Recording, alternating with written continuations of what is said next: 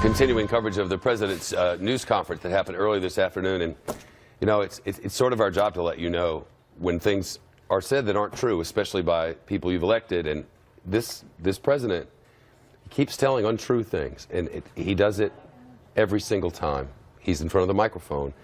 It's demonstrable. I can re-rack the tape for you. There were a lot of them today. Some of them aren't really big, but they're coming from the president of the United States. Today he said, I had the biggest electoral win since Ronald Reagan. He didn't.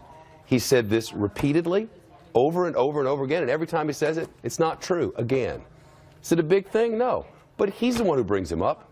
Nobody asked about his electoral college win. And here's another thing. One of the biggest questions that the people who ask him questions have right now is, what is this relationship with Russia? When Russia was hacking into the election, hacking into the Democrats, the DNC, your guys were on the phone with the Russians.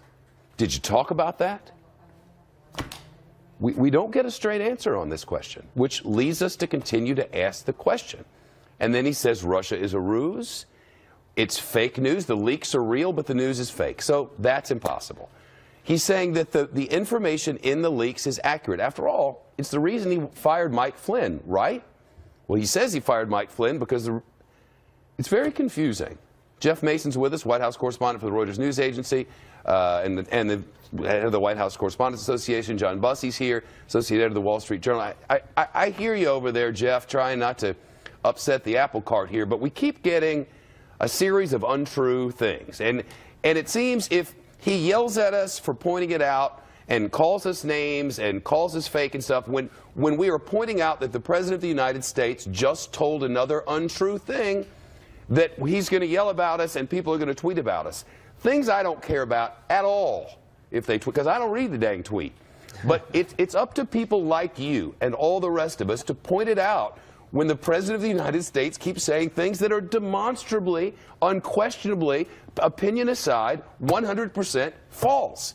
And when he won't answer a question as simple as, the Russians are interfering in our election, this is a demonstrable true thing, your people were on the phone with the Russians, did you talk about the interference at all? And we can't get a straight answer on that.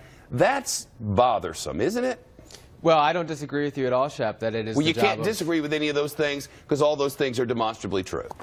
Right, and I don't disagree with you. I think that it is the job of journalists and it is the job of the media to report the truth and to call out people in positions of power, including the most powerful person in the world, which president, when he says things that are untrue. And you are right that he does that. He does it regularly. And Fox, CNN, all other TV networks and news organizations like my own and others have the responsibility to be sure that that is reported and that it is corrected. Treating Jim Acosta over there from CNN, an accomplished reporter, a guy I've never met, but a good reporter. I mean, treating him like he's... I'm not even going to use the word. I'm not going to give Twitter it's the love it needs. It's crazy what we're watching every day. Yeah. It's absolutely crazy. He keeps repeating ridiculous throwaway lines that are not true at all and sort of avoiding this issue of Russia as if we're some kind of fools for asking the question. Really? Your opposition was hacked and the Russians were responsible for it and your people were on the phone with Russia on the same day it was happening and we're fools for asking the questions? No, sir. We are not fools for asking this question, and we demand to know the answer to this question. You owe this to the American people. Your supporters will support you either way. If your people were on the phone with her, what were they saying? We have a right to know. We absolutely do, and that you call us fake news and put us down like children for asking these questions on behalf of the American people is inconsequential. The people deserve that answer, at very least. You know something, I think that the complaints about the news and complaints about news agencies, the Wall Street Journal, the New York Times, you know, Fox, CNN, it's all meant to deflect away from this issue. That's what it's for. Away from this issue. And when he's caught out with a falsehood, once again repeating that he had the highest electoral count, which he didn't since Ronald Reagan, you know, and the reporter calls him out on it, and he's called out again on it. He says, "Well, those are numbers that somebody gave me," and I'm thinking, well, you're the president of the United States. You're supposed to be getting good data, and you're supposed to be reflecting good data so that people have the confidence in you. Is meant as a deflection away from this issue. And what is the issue? His own party, people in his own party, the Democrats, the public is concerned about what relationship his campaign and he had with Russia during the campaign and subsequent to that. Why was the White House informed at the end of January about General Flynn's conversations with Russia, mentioning sanctions? Why were they informed at the end of January? Why was he fired only after the press accurately reported, Washington Post broke this, the press accurately reported that the White House had been informed that the conversation had included information about sanctions, which General Flynn had denied. So there was nothing fake in that. There are a lot of questions that are around what transpired during that delay and what took place during the campaign.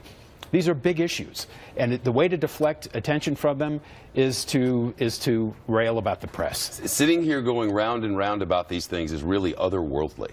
No, I have no recollection. 30 years of this, I never recall anything. There was a bit of a stream of consciousness quality to the press conference, and that's a personal style. Look, that's fine. I don't care about that. On the one hand, we're glad that the president is coming out and taking questions in a press conference and spending a good amount of time doing it. But there was a kind of a stream of consciousness, quality to it. His reference to the horrors of nuclear war. I mean, you kind of wonder how some of these issues get into the line of thinking that the president is pursuing. Well, today, how great is Melania? Forgive this to whoever that was. How great is Melania and how great a first lady she can be? Oh, that's a great question. I'm going to watch your channel. And then, are you going to speak with the Congressional Black Caucus, an African-American reporter? Oh, are they friends of yours? It just, I pick a headline from today. I can't even pick a place to start. This notion that the administration has been a well-oiled machine. Look, there's always hitches to the beginning of any administration. You're getting a lot of people into a lot of different jobs, and there's confusion and some chaos. But to call the rollout of the travel ban that was the judge's fault. Smooth. Judge's fault. That the subsequent problems were the judge's fault. The judge came into the equation only after crowds of people went to airports to show support for the refugees coming in and protesting against the president's action. That was not a well-oiled machine. That was not a smooth rollout. And the media is reporting on that. And I think that goes back to the point that you were making as well, Shep. It is our job to call out untruths. It is our job to do good journalism. And you mentioned you felt like I was trying not to upset the apple cart. My point there is, first of all, it is good that he held a press conference. It's not the tone that necessarily I would suggest setting, but that's up to him. It's his job what kind of tone he wants to set. It is the job of journalists. It is the job of the White House press corps to ask aggressive questions. I think you saw that today, and certainly when some of those answers turn out not to be truthful, the media is following up, and it is reporting that, and will do so in its reporting going forward. Hope so.